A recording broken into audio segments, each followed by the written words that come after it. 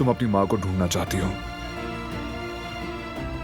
लेकिन मैं भी उन्हें उतना ही ढूंढना चाहता हूं। लेकिन मैं अब भी अपने दुश्मन को ढूंढ रहा हूं। जान नहीं पाया कि मुझे गोली किसने मारी, किसने हमारी खुशी पर हमला किया। मुझे तुम्हारे साथ कुछ बुरा हो जाने का डर है दिलान। और वो औरत, वो खतरनाक है। जब से हमारी जिंदगी में आई है, मसले ही मसले खड़े हो गए हैं। बस मसले ही पैदा हुए हैं। और तुम सब जानते हुए भी जैसे हमने कभी बात ही ना की हो, अकेली चली जाती हो कहीं भी। मैं पागल हो जाता हूं, समझती हो ना तुम? ठीक कह रहे हो, सोचे समझे बगैर काम किया, माफी चाहती हूँ।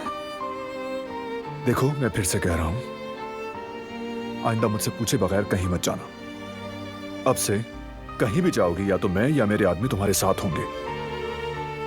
समझ गई हो? ठीक है? मैं वादा करती हूँ, 12 जब तक तुम्हारा दिल मुतमईन ना हो, मैं कहीं भी नहीं जाऊंगी अकेली। आज भी नहीं जाना चाहती थी। सोचा था शायद अकेली जाऊं तो उनके सामने गिड़गिड़ाऊं, वो शायद अम्मी के बारे में कुछ बता दें, लेकिन नहीं बताया।